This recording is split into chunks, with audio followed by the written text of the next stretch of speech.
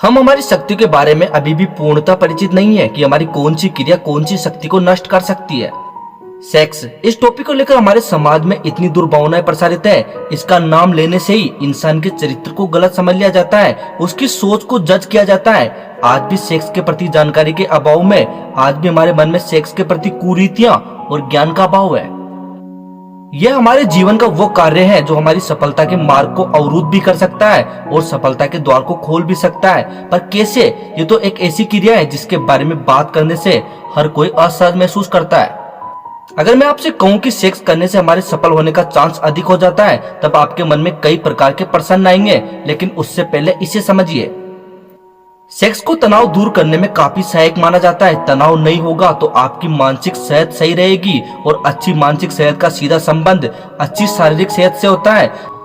Charon नॉर्लिन की किताब है योर डॉक्टर इज रॉन्ग के मुताबिक फ्री ऑर्गेजम से आपकी जिंदगी में 3 से 8 साल तक का इजाफा हो सकता है। और इसी के उलट यहाँ पर एक मुद्दा आता है, सेक्स एडिक्ट।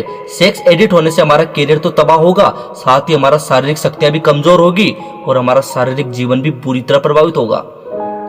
एक नए शोध से पता चला है कि सेक्स एडिशन यानी सेक्स की लत एक तरह की मानसिक विकृति है जो स्वास्थ्य के लिए तो हानिकारक है, करियर के साथ साथ रिश्तों को भी तबाह कर देती है। शोधकर्ताओं का कहना है कि सेक्स के मामले में खुद पर काबू नहीं रख पाने वाले लोग अपनी और दूसरों की जिंदगी को बर्बाद कर देते हैं, लेकिन मनोवैज्ञानिक इसे सही मायने में मानसिक असंतुलन मानने से हिचकिचाते हैं। पर अब एक कैलिफोर्निया की यूनिवर्सिटी के एक दल ने इस विकृति को एक मानसिक दशा के तौर पर परिभाषित किया है। अब यहाँ पर हमारे सामने दो पहलू हैं। एक पहलू हम सेक्स को लेकर सफलता प्राप्त करते हुए और दूसरे पहलू में उसी सेक्स को लेकर हमारा जीवन बर्बाद करते हुए। अब हम कौन से चैप्टर को हमारे जीवन में सही माने और सही तरीके से समझे?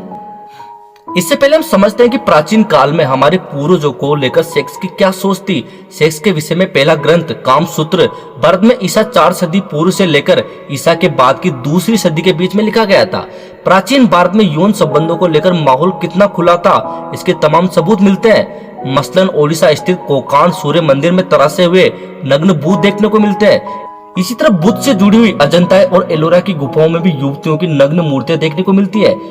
क्योंकि उस समय इसको लेकर इतनी सेंसिटिविटी नहीं थी, तो इसके दुष्प्रभाव भी बहुत ही कम थे। अब हम सीधी और सरल भाषा में समझते हैं कि आखिर दुष्प्रभाव और फायदे एक ही चीज के कैसे हो सकते हैं।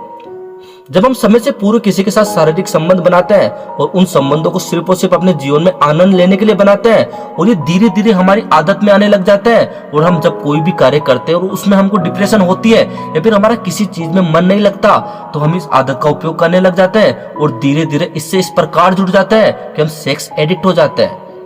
और जब हमें सेक्स नहीं मिल पाता तो हम सेल्फ सेक्स के एडिक्ट हो जाते हैं, जो कि इससे भी बड़ा दुष्प्रभाव है। इस प्रकार की चीजों का दुष्प्रभाव पोर्न एडिक्शन, रिश्तों के प्रति हमारी सोच का बदलना, हमारा अत्यधिक समय इस प्रकार की गंदी बातों को विचार में या फिर इन चीजों को अंजाम देने में निकलना और हमारा शारीरिक विकास अवरुद्ध होना।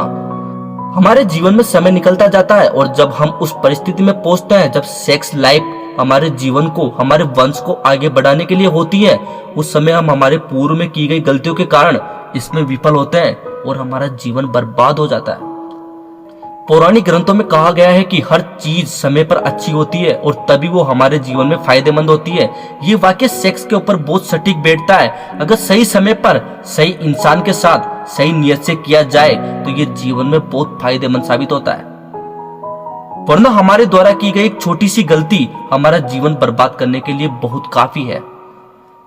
अगर आपको ऐसी कोई समस्या है जिसके बारे में आप किसी के सामने खुलकर बात करने में डरते हो, शर्माते हो, तो बिल्कुल मत शर्माइए, क्योंकि आपके जीवन के भविष्य से बड़ा आपके लिए कुछ भी नहीं है।